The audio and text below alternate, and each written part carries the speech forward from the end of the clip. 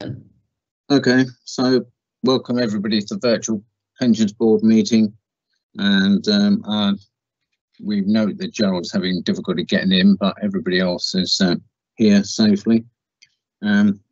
Standard warnings: turn off your mobile phones, and I think that you are supposed to keep your cameras on during these meetings. It's all getting a bit sort of, you know, how to do it these days, don't you really? I hardly need to say, but if there's a technical problem, the meeting will adjourn until the issue is rectified.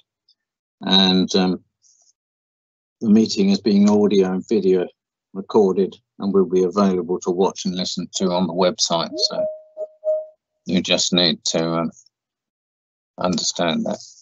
I think Gerald. Hello. Hi, Gerald. Hello, Gerald. I've only just started the meeting. I understand you've had problems getting in. Yeah.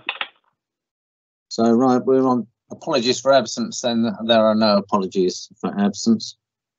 The declarations of interest from members of the pension board have been published and are taken as read. Are there any declarations from members here this evening in the virtual meeting that they want to make about any items on the agenda? I think, Chair, that I didn't express my declarations the last time, so I just want to say I don't have any pecuniary interests in this board, so I formally declare that for the minutes. Okay. And none for today, thank you. Okay, thank you very much. Right, then we can move to the minutes of the meeting, which was on the 2nd of December. Are you all happy that I sign the minutes as a correct record? Chair, at the bottom of page 6, it says that you and I attended the pension fund committee. I didn't. I only attended the training before the committee began. Okay. Well. And on page 9, in the second bullet point, it says to manage exist arrangements. I don't think that can be right. I think it possibly means exit arrangements. Whereabouts is that? Page 9, where? Second bullet point on page 9, on the 1, 2, 3, 4, 5, 6 line down. Oh yeah, I see. The regulations enable the pension fund to manage exist arrangements. Yeah, I think that is exit arrangements. That is exit, you're quite right. Yeah. Okay. We note those. Subject to those amendments, are we happy that the minutes are a correct record of the 2nd of December meeting? Yes. Thank you very much. Right, so then we can move on. Public questions, none received. Petitions, none received. Deputations, none notified. It would be much more interesting if somebody could manage one of these meetings, really, so that we had a bit of excitement, really, get a deputation or a petition. I see not. Okay, we'll move on. Review of pension fund committee items then. Jeremy, to introduce the report briefly. Yeah, thank you, Chair. The pension fund committee hasn't actually met since the last board meeting. Its next meeting's on the 24th of this month.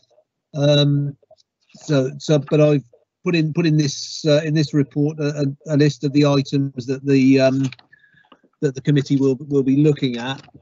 There are a couple of the policy and the governance compliance the communications policy and the governance compliance statement are on your agenda for review this evening. There's a note around the pensions admin systems procurement arrangements. And the main item on the committee's next agenda will of course be the continuing the review of the investment strategy. I think that's all. I think that's all I'd like to add at the moment. What we have included in this report is an update of the fund's investment position as at the 31st of December. Thank you.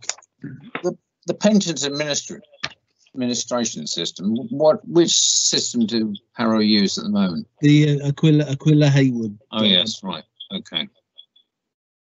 The contract has already been extended once, so we've reached the point where we need to do another procurement, and the current expectation is that we'll do that through the Norfolk-led LGPS frameworks, which they've done a lot of the heavy lifting in terms of sifting out the serious contenders from those who are not serious contenders. Yeah, which does simplify the process hugely. Yeah, and that makes October a reasonable time span, does it? Yes, I think it does. Okay. Right, members, have you got any points on the pension fund committee at all? Anything you'd like to raise? None from me, Chair. No, thank you. Okay. No, thank you. Right, if everybody's happy with that, then we note the report. It's an information only report, so we'll note that and move on to the review of the pension fund communications policy.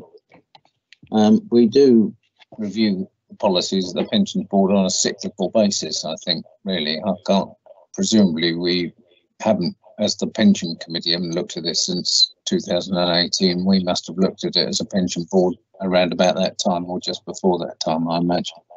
Anyway, I'll ask Jeremy to introduce it. Yeah, thank you, Chair. Yeah, as you rightly say, this was reviewed by the board and also the committee back in 2018. What I'm intending to do is to start a cyclical, pick up again the cyclical review of the various policies, and I've made a start with this one. As you'll know, the fund the regulations require us to have a comms policy.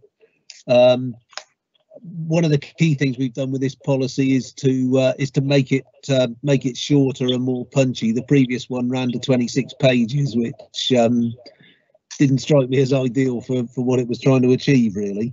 I think the other key aspect to this is, of course, that with the COVID-19 pandemic, we've changed ways of working, and so we've tried to reflect that in the policy as well.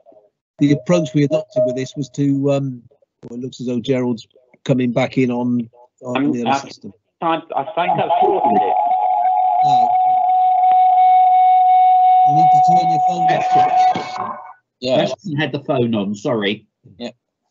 I've sorted it. You've made a dramatic entrance, Gerald, if I might say so. Thank you very much. I tried to do that every Please time. carry on. Yeah, sorry. Okay, Chair. What we did was we looked at a number of examples of good practice from various other LGPS authorities' websites, and borrowed from the best of theirs in order to create this one.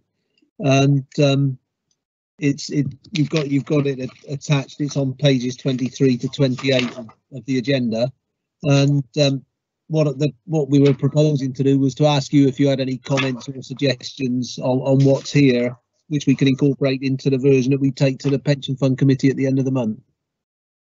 Okay. Thank you. The actual policy presumably is found by people on the Harrow website, is it? Or is there a separate? There's not a separate pensions subset. Yeah, there is. There is a Harrow LGPS website. Right. Yeah. Fine, and that's where they find it. Website, and this is where it is. Because I mean, most of the communications are automated anyway, aren't they? I mean, benefit statements and things are all accessible from memory, aren't they? Not yet. No, we haven't yet got member self-service. That's something we'll be looking at as part of the new system procurement. Okay. Well, don't hurry, because I always great difficulty getting into them and finding my way around them. I'd much rather be sent one, frankly. Right, anyway, anybody got any points they'd like to raise on this? It is much shorter than the previous one, which is probably a good thing. I think it's an excellent document, Chair, but there's a correction required at the foot of page 26 in paragraph 9. It says pension board members have training as a regular agenda item at their quarterly meetings. I mean, do we? Is that what we Are we doing that every quarterly meeting? I mean, well, we used to do it regularly. There used to be a list of opportunities coming up that we could actually say that we would like to go on and things. Certainly for the first, when it started, the pension board. I think recently that has dropped away because we don't get the same sort of list that we did have at one time. But it seems how pension board training is actually so important. It probably ought to have a brief report on each quarterly meeting, really. And, we could rely on Harrow to tell us what particular things were coming up or what things we ought to be directed to look at, which would be quite useful, really. I've got Patrick had his hand up and then Councillor Lee. So I thought it was a very helpful document and a very good policy. My only reflection really was just for ourselves. I'm conscious that many members like to contact the pensions team directly and ask questions, etc., when sometimes this information is available on their excellent website. So it was more a reflection that perhaps internally we can be better at promoting the communications that the pension team is putting out and bringing it to the attention of directors that they engage staff to make sure they fully are aware of those points of access. So really just something for us internally to think about how we can make best use of this communication. But the policy itself I thought was very good and comprehensive. Okay, that's a good point. Thank you very much. Councillor Lee. Yeah, I think we mentioned it in the last meeting, whether we could actually have democratic services keeping a register of this, keeping us informed if we're falling behind. If we could have them do this role for us, that'd be fantastic, and then we can be alerted in advance and warned if we're near any problems. Can we have that? Sorry, is that in relation to training or in relation to what? Training. Yeah, I think that's we'll come to that on the agenda. So okay, fair enough. We can wait till then. Hopefully they've responded back on that one, but we'll wait till that. Okay. So anything else on communication strategy? Are we happy with it? It seems very comprehensive and quite straightforward to me in terms of being understandable and easily read. Everybody happy? Yes. And we'll note, I think, we'll note the updated communications policy and recommend to the Pension Fund Committee for approval and adoption. Then we've got the review of the Pension Fund Governance Compliance Statement. Jeremy, over to you again. Yeah, this is another of those regular items that we need to review, and it appears that it was last reviewed in 2018, so it's appropriate to do so again. What we've done here is, that's just an email coming in for me. I've got no idea how to turn those alerts off. All right, we're so used to it, it doesn't really interfere with anything. Do carry on. Yeah. The revised version of the governance compliance statement is on pages 33 to 45 of this agenda. And again, we're asking you to recommend it to the committee on the 24th of March for approval. One thing to highlight on governance is the good governance review that was sort of parked during the pandemic. It's starting to move again now. It was discussed at the Scheme Advisory Board a week or so ago, and some the recommendations from Hyman's final report have now been published, and so we'll be bringing a report back to the next meeting on how to approach those recommendations. So I think that's all for now, Chair, from me on this one. This page 41 onwards, the statement of compliance to guidance, that obviously is that part of the questionnaire that went to Hyman's Robertson, part of the good governance review, or is that just an internal? No, this is part of our governance compliance statement. Right. Okay. So we have to sort of explain, for example, why other employers are not we're not compliant with the in the sense that non-Harrow employers don't have a seat on the pension committee, don't have a seat on the pension fund committee, for example. Right. I'll open it to members anyway for comments. Chair, on page 37, in paragraph 6, it talks about determination of early retirements. Jeremy, can you just clarify, does that apply to all members of the fund or only Harrow Council employee members of the fund?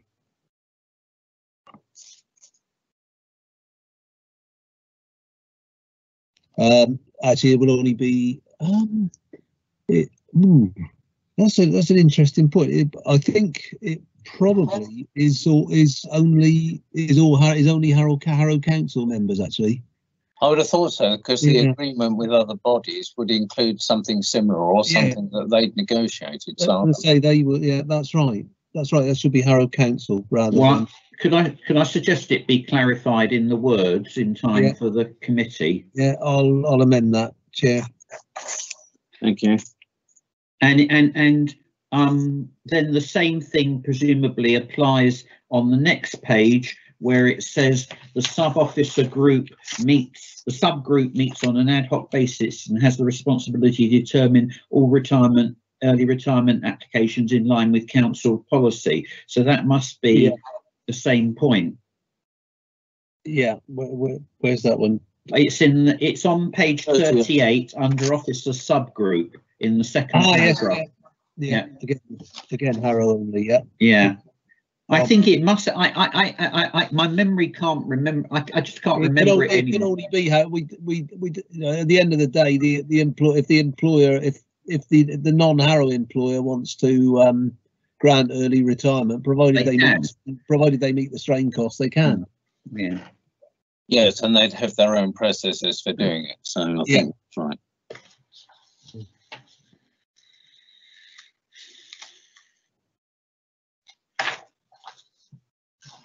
I don't want to be picky, but is on page 38, is Director of Finance the correct title? It's Director of Finance and Assurance now. Yeah, that's what I was thinking. That I'd seen somewhere that it was slightly different than that. Well, just about 3 lines above, actually, 4 lines above that.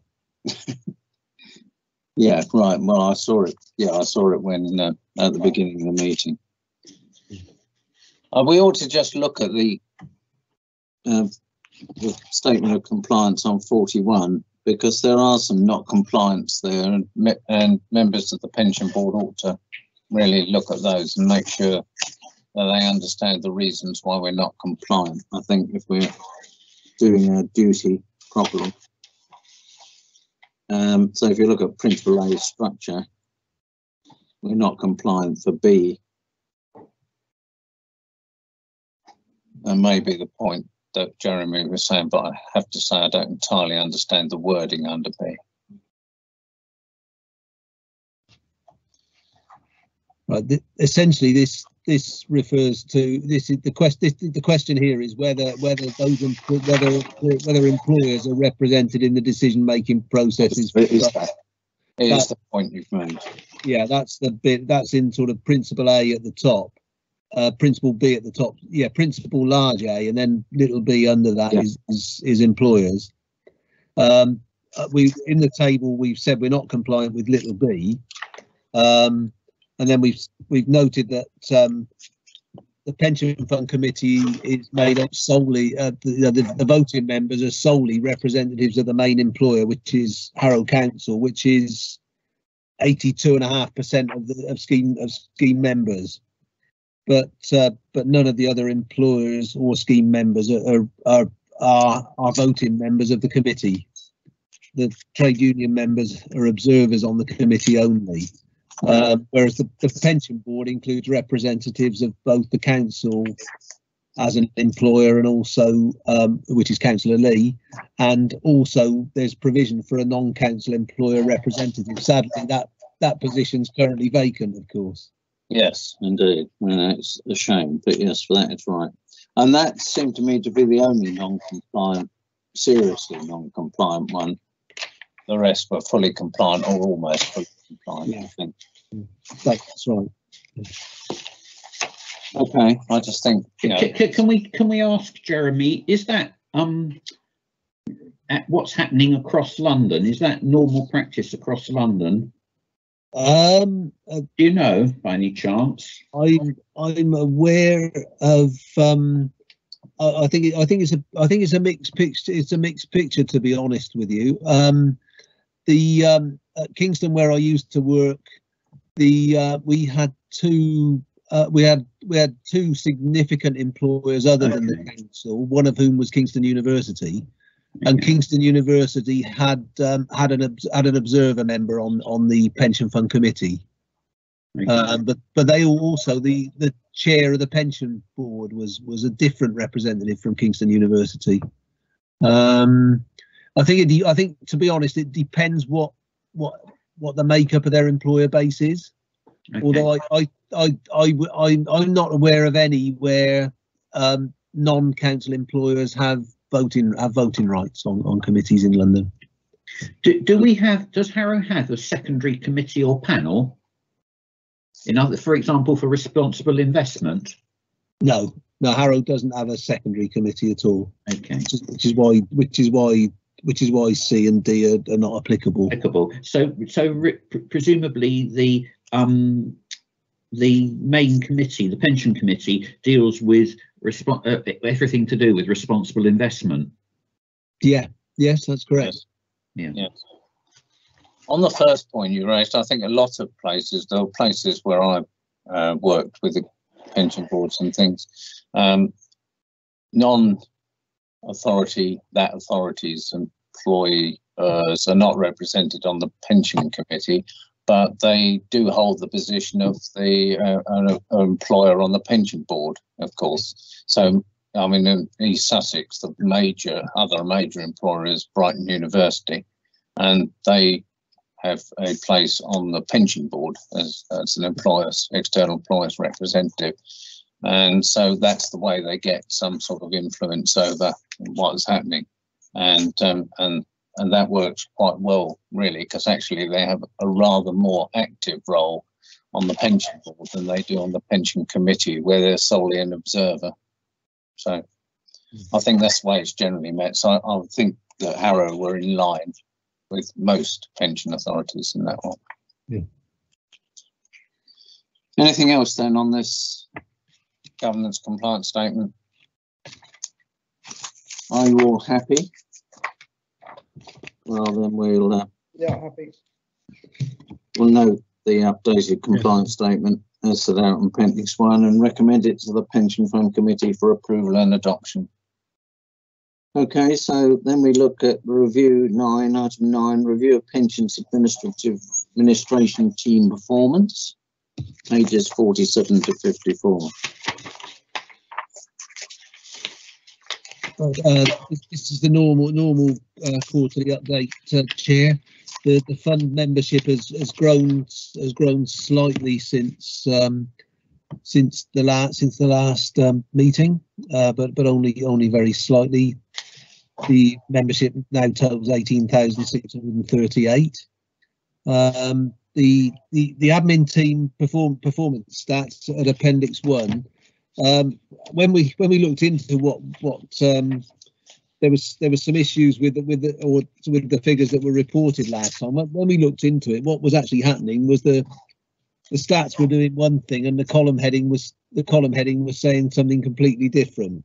What we've now done is decided that actually what it's better to see is actually how we're doing against the national benchmarking targets and how that compares with those other with the rest of the fund, with the rest of the LGPS. And so that's now what we're showing in the performance stats, which are in Appendix 1. Just a couple of things to note. Again, there have been no breaches of the law in the current financial year. We had a couple of long-standing cases where they came back for stage 2 determinations. both of which were around earlier decisions on the level of ill health retirement to be granted. We also had a pension ombudsman complaint which we received in December, and we responded to it within the time scale on early in January. And again, we're awaiting the ombudsman's conclusion on that. But again, the decision was around an ill health retirement case, which was originally determined back in 2017. All of these cases essentially have a similarity in that the decision to grant ill health retirement at a lower tier or not granted at all was taken on the basis of the advice of the independent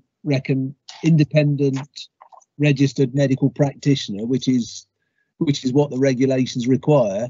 In most of the cases, we had got a second independent medical practitioner's opinion as well, which was in line with that of the first one. These cases are generally quite difficult and challenging in nature, the circumstances of the individual, but we have to determine them in accordance with the regs, and on the face of it, that's what we've done in all three cases. And we await the ombudsman's decision in the case of the one that's gone to him. The other main thing to note, of course, since last time is the 95k exit cap has been abolished. The regulations were revoked, or the regulations revoking the original regs were laid before Parliament last week and come into force on the 12th of March. And there's a comment that people who had the cap applied to them in that period between the 4th of November and the 12th of February, when the Treasury announced that they were going to be repealed, should now be placed in the position that they would have been in had the cap not been applied. Thankfully, we've had very few cases where the cap has been applied, so I think that's a relatively straightforward position for us. I suspect some authorities are having a greater level of work to do. The current view from LGPS experts is the government will bring back something that's better thought out in due course to replace the 95k exit cap, so we can expect something similar to come back in due course. And with that in mind, so by the end of the year, I think government are hoping to produce revised regulations. I think by the end of the year. That's correct, and on the basis of that, the actuary is suggesting that it would probably be a good thing to do just to remain with the GAD factors rather than reverting back to the old scheme specific factors for strain costs at this point. What effect does that have? For us, very little. The actuary's advice is that is that neither of these is I think the phrase is neither of these is an exact cost of an individual case. The whole thing is based on averaging, and actuarial science is something based on averaging and probabilities. And so they're in their view, the estimate produced by the GAD factors is equally as good as the estimate produced by the old scheme specific factors. And they said that if you had a pressing reason because of the administration rate, because the GAD factors are having to be done manually outside of the system, then you should revert back to the old ones. But the numbers of cases we're having are not significant, and Leslie has said the difference will be immaterial in terms of the workload on the admin team. So we're currently intending to stick with the GAD factors. Okay. On McLeod, we're starting to get to a position where we ask employers for data in respect of those people who are potentially affected by the McLeod ruling. The really challenging cases there will be people whose pay varies from month to month. People who perhaps work part time and don't work the same hours every week. and also those who had a number of different jobs during the period, which often happens with school-based staff, for example. But so that work is now getting underway. So I think that's all I probably need to say on this one, Chair. Do you know the extent of the work on McLeod? I mean, is it a vast piece of work, or is it a limited piece of work in Harrow's case? I think it will be quite a big piece of work. The other potential challenge for us, and indeed for all LGPS authorities, is that the approach that the government has adopted in respect of the other public sector pension schemes is that those people who are potentially affected don't have to make a decision as to whether to have the new underpin or the old underpin applied until the point at which they crystallise their pension benefits, which could be quite a few years in the future in many cases. So it potentially could, the workload could be spread for quite a significant time yet because of that particular issue. Because for some people, they're better off without McLeod, aren't they? That's right. That's right. That's right. And you won't be able to advise them which one to go for. They've got to make that decision themselves. Absolutely. The council and its pensions admin team does not give advice to scheme members. No. Do they have an advice line out of curiosity, or a number to contact or anything like that if they do need advice? We don't route them to it. We don't route them to a specific advisor. No, that's not something we do. I think they could always ask their trade union for help with that. And yeah, that I think is a better approach. We're always if you recommend a particular advisor and their advice turns out not to be as sound as it should have been, are we accountable because we recommended that advisor? It's better not to get ourselves into that particular position. Well, you can't under the Financial Services Act, can you? So we can't. That's right. We can't give advice, and we shouldn't recommend individual advisors. No, that's correct. And I mean, I think for the individual employee who's going to know what to do in it's just like I mean, it's going to be like asking him, can he design a rocket to land on the moon? It's just not it's not real, is it? I mean, you need the sort of skills that you've got to be able to make any sort of judgment. It's such a mess through no fault of the officers at all. Yeah, no, absolutely. Okay, so any other points? The pensions ombudsman case, you'll report the decision on that. I mean, obviously we don't have no right to know the detail, but we would like to know whether what you've done was upheld or whether there's a change to that. Yeah, we'll report the outcome in due course. Can we know what's causing the delay in calculation and notification of ill health benefits? Is it to do with the litigation that's been and happened, or what's it to do with? And how many cases are there? Because that's the thing about this chart. It's 28.57, but I suspect there's very few cases. Yeah, I don't know how many cases there are, and nor do I know what the cause of that delay is. I'll find out. I'll find out and ask, but I don't think we've had many cases. I tried to apply 28.57% to find a whole number and work out how many cases there are, but I'm afraid at this time of the evening that's too much for me. So perhaps you could tell me in due course how many cases, because it does put it in context then, I think, really. I mean, it's interesting that the national achievement is exactly double Harrow's achievement. But, yeah. Which is perhaps a little strange. It is very strange. Yeah. However, everything else seems to be broadly in line. As I say, the numbers of cases in many of them were very small, so the large percentage differences often equate to only one or two cases, don't they? That's correct. That's correct. Yeah. Okay, is everybody happy with that? Any queries, comments, anything else to make? No. Okay, it's an information only report, so we note that report and we'll move on to item 10, which is the pension board training report. Well, Jeremy, you'd like to introduce the report? Thank you, Chair.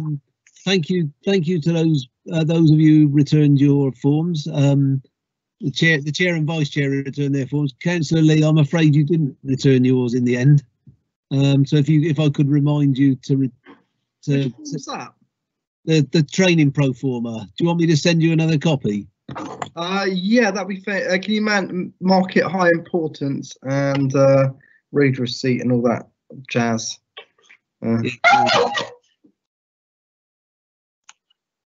Yeah, I'll. Can we see the dog? I don't know whose dog it is, but it's certainly. I think it's Councillor Lee's. Oh, is it? Well, yeah. Fortunately, dogs don't come up on the background if you've got a background up. So no, we can't see the dog. Is the answer to your question, Joe? Right. Okay. Training, Jeremy. Yeah, and Patrick sent me an email. As he's only been a member for a very short time. He's attended one training session, so he sent me an email with that listed on it rather than filling in the form, which is absolutely fine. I think the what I was proposing to do was to update the board members regularly with the it's really what really wanted to find out from you what you wanted. I can include at each meeting a list of things that are coming up, which might be of interest. There are some things we can arrange the bookings on. We booked for Gerald on the regular Sit for Barnet Waddingham update, which is coming up shortly, or there are some things which you can book yourselves if we send you the details. So I'm happy to do what you feel is best for you. If you would like an update each time of what you've all done, I can report that as well. But I'm not sure whether that adds a great deal of value, really. No, I don't think that yearly would. I think having that on a yearly basis would be nice. I think so we've got our annual meeting every quarter. Yeah, I think would be a bit overkill. I wonder whether, Jeremy, it would be possible to have a brief report each quarter on the scheme advisory board, because that's the way we'll pick up things that perhaps we ought to be cited on, and we ought to think about going to training on, really. Okay. Yeah, we can. I mean, they send them out. I mean, I get them direct from the scheme advisory board, as you must do. Yes, I do. They are done regularly, but I just thought, I mean, there is a brief summary, I think, of things that they've done at their meetings, and it might just be useful in the context of training to see what's going on and what's changing. That's the thing, really. I think it would be a reasonable. Could be helpful, Jeremy, if we were reminded of the different websites where you can learn things, and basically that's we'll do it when you want and it doesn't cost. So one of them is the SAB website, and it's got lots of stuff on it, and I think also there are some others. I can't immediately call them to mind, but there are a couple of websites which have got useful information in relation to. I think the TPR has got one as well, yes. And the TPR also has a self-assessment kit for public service pension board members. Yes, it does indeed. There's quite a bit of e-learning, I think, on the pensions regulator website, and certainly the introductory one is well worth doing if you're new to it. But some of the others are well worth looking at. Okay, I can certainly send you all the links for those. Hyman's Robertson always have a fair range of stuff on their website as well. Some of it might be a bit technical, possibly. The thing is, in lockdown, there's been an explosion of free seminars and free training from all sorts of pensions people, really. Yes. And so there's been no shortage of things to look at. A lot of them are investment based, but there's a lot of other things as well, I think. Yeah. Yeah, so anything like that would be helpful. It's just giving us a guide, really, of where we could go and what we could do. But I do think the Scheme Advisory Board might throw up issues that we might want to follow up with a bit of training or a bit of understanding about. Right. Okay. I think we may need some training, Jeremy, in relation to the Hyman's final report agreed by the SAB on governance, since governance is one of the fundamentals that we're supposed to be engaging in. Indeed, yeah. Yeah. So if you're looking for a bit of guidance on what sort of training might be provided to us, I think something that flows from that report and helps us consider the governance arrangements going forward from, say, 2022 onwards, I think that would be worthwhile for the council, the fund, and the members of the board. Yeah. Now, would you want to cover that at one of these meetings, or outside? Because because one option might be to cover that at the next meeting of the board, for example. I think that's a good idea. We could have it as an item on the board, and I think that'd be very helpful. But I think some learning on that subject specifically, because governance is so key to what the board does. It's its real purpose that I think having a look at that report is and seeing how we can support the fund in implementation in Harrow would be really well worthwhile. Yeah, it's just been signed off, hasn't it? I saw that in the last Scheme Advisory Board. Yes. Because there was a big delay because of COVID, I think, from the initial work to signing it off. So yes, that would be good to come back. I mean, it might be, Jeremy, that since Hymans are retained by Harrow Pension Fund, maybe they can have to provide someone who would come along and talk to it. I'd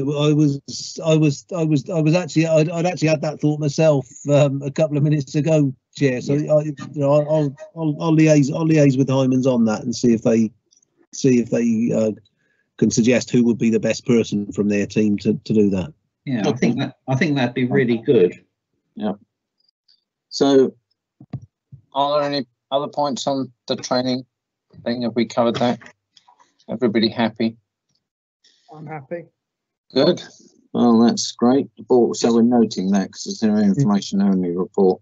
Yeah, one thing for me to flag up on training at the next pension fund committee meeting. There's before the next pension fund committee meeting. There's a session on currency hedging. If anyone's interested in currency hedging, I shall be there. I've been to a number of record seminars and events, and they're always extremely good and extremely worthwhile hearing, really, and it is quite a big topic. So I think they're a good listen. They are. It's well worth going to that. So I shall try and get to that one. Same here. I'll try and get to that one as well. Sounds good. Thank you for sending the invite. Yeah. Okay. We'll include the invitation for that. Going back to the governance review, if I remember rightly, one of the things that I read I think I've got it off the SAB website, is that the pension fund has to have its own conflicts of interest policy. So that is going to be fundamental for us to look at. It can't any longer claim or say that its conflicts of interest policy is the council's. No. Okay, well, we'll have the report then to the next meeting. Yeah. So that really is almost bridges these two. It's a pension board work programme for future meetings, really. We want that on the next agenda. If you don't mind, can you just clarify that a bit? So whose responsibility is it then? It's the responsibility, I think, probably of the committee, but that's one of the things we've got to learn about, and that's why we need some support for learning about the new governance arrangements which pension administration authorities have to have. Yeah, we'll have the report in the next meeting, and then we'll follow up any issues that arise from that we're not currently complying with. There may be others, I don't know. So Thank you very much, Gerald, for that. That's right. Pension board work programme for future meetings. Again, Jeremy.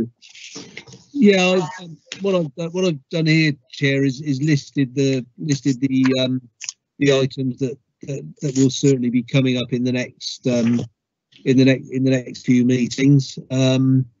Some of them are things that you get regularly, or either on a quarterly or an annual basis.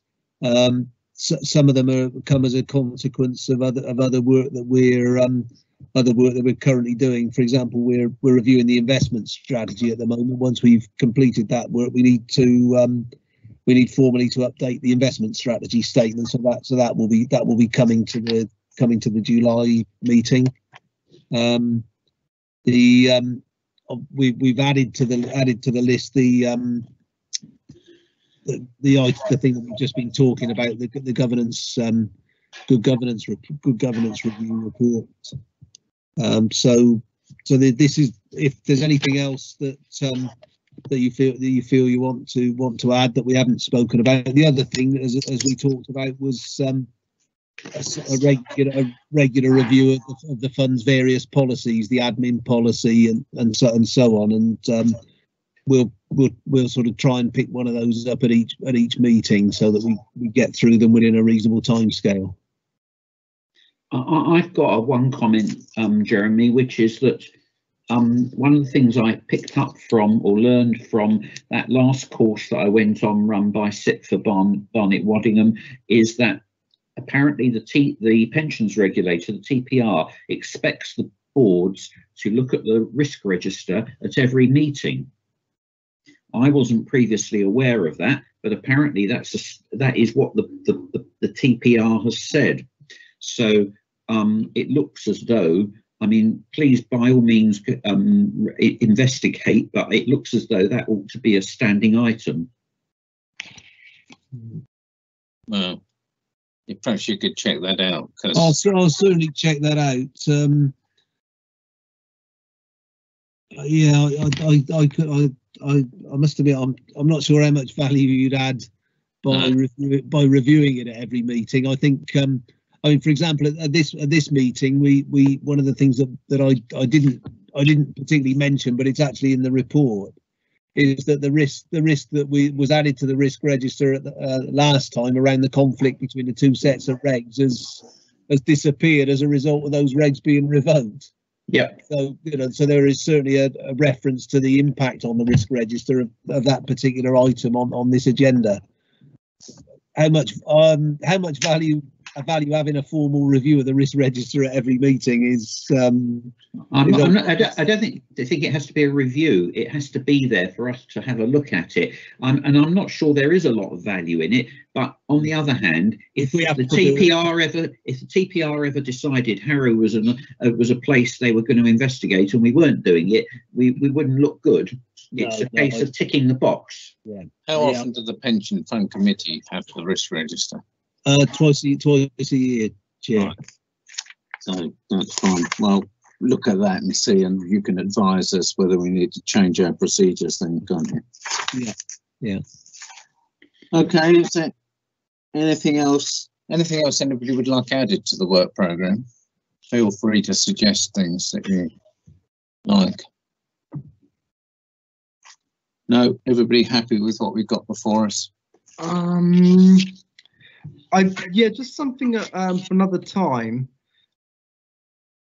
I'm not sure whether it's worth looking into whether we can use pension fund money for local investments, and that is a provision within our rules, and it's not something we've ever spoken about, trying to use pension fund money in locally, and I'm not sure whether at some point we should have this kind of discussion.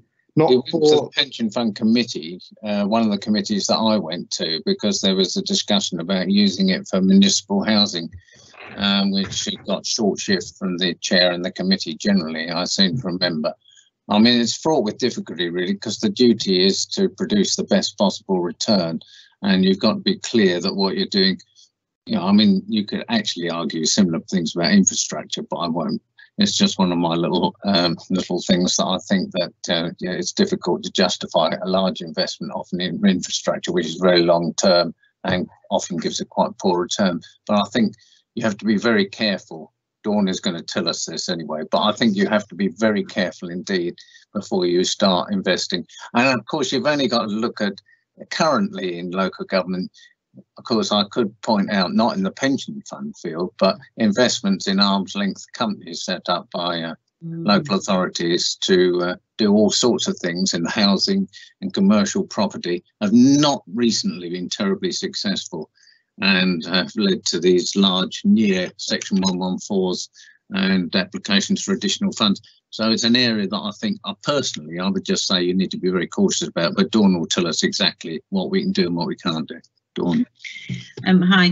No, I think because we've had this come up at the Pension Fund Committee on several occasions in the past, and obviously Richard's explained it very, very well. But what we always advise to the committee is, I think the Pension Fund Committee have to understand it's not council money. The pension fund is a standalone fund. It can't be invested in. You can't. The authority. I think the Pension Fund Committee before thought they can perhaps take money out of the fund and then therefore put that into a scheme in the borough. You can't. So you have to invest in a fund. You know, so we've got property funds, equities, etc. It can't be just money drawn out and then, you know, given to the council's housing department to build council houses with. And, you know, it's very much a challenge, but obviously we do have to always bear in mind the return. So it is fraught with difficulties. And as Richard has very well explained, where people have tried to do it, it has sometimes not worked very well. Yeah, I was maybe just thinking just like having a more broader discussion, not anything concrete, just maybe like a theory kind of talk at some point around what we can and can't do, or if we could make it work. So at least isn't this? Sorry, wasn't there something on the agenda earlier this evening about a review of the investment strategy statement? Yes, yeah, there is. And isn't that where this comes in? If the investment strategies got to be reviewed, and doubtless that will in particular include responsible and investment, and they'll and if that's where, you know, if something's going to be provided for that, well, that's where that would have to come. I think our job is to be if there's a worry about it, to think about the governance of how any such proposal by the Pension Fund Committee might operate. And we'd have to ring alarm bells if there were, for example, conflicts of interest between the Pension Fund Committee operating on behalf of the pension fund and Harrow Council operating as the local housing authority. Yeah, because those are two distinct hats that cannot be mixed up. I think the point is well made that when we review the investment strategy, we could just review a little bit wider and make sure that we talk about these sort of issues. I mean, I think we would like to know as a pension board how far Harrow got in their environmental friendly investment and that sort of thing anyway, and that will come out of the investment strategy as well, really. And I mean, there's lots of issues around this performance and even in going green and things. And you know, there's been a class action in Canada. The Canadian local authority pension funds withdrew all their investment from tobacco companies, which seemed an ethical thing to do. There was a class action by pensioners against them for that, and it turned out they'd lost £56 billion over the last 10 years in income, and the courts held that that was an improper decision. So it's not quite as straightforward as it seems, really. You are quite constrained as the sort of investments you can go in for and not go in for. Each decision needs to be taken carefully and in line with the law. It's just as simple as that. But when we get to the investment strategy, perhaps we could have a slightly broader discussion about those sort of issues so we can all be clear about that at that time. Is that all right? Thank you, Dawn. Okay. So anything else on that, or can we note the report? And you'll see in there the meeting dates for 21, 22 are there. I just draw them to your attention so that you can firmly put them in your diaries. Are we doing anything?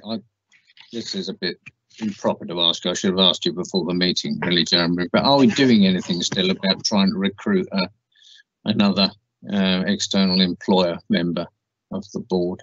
The short answer is, other than writing periodically to the other employers, it's proving very difficult. Each time I speak to someone in respect to one of the employers, which isn't that often, to be fair, I do try and nudge them. I do try and encourage them to do that. And we're getting to the time of year when we perhaps have more conversations with them, because we're getting to the point where they get their accounting numbers, you know, for FRS 102 or IAS 19 or whatever. Do you have an annual? Those are the only time I get to speak to employers. Sorry? Do you have an annual employers forum? We haven't had one. We haven't had one since I've been here. I think the last one was at the time of the triennial valuation. Right. I think that's a good opportunity to appeal to somebody who's got an interest in it to step forward, and you can explain the time that they have to spend on it, which really isn't huge, and it would be very useful to have another member, because although it's not such a panic about quorums at the moment, an extra member would make that much safer and secure process, really. Yeah. Okay, so we just note this report then, and note the meeting dates. It's an information only report. Is there any other business?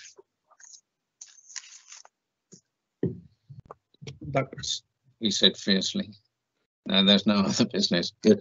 Okay, well, I think then that there's no part 2 items, there's nothing else, so I would formally close the meeting then, and thank you all for your attendance, and for the officers for their reports and assistance in all this. Thank you very much indeed, everybody. Thank you, Chair. Thank you.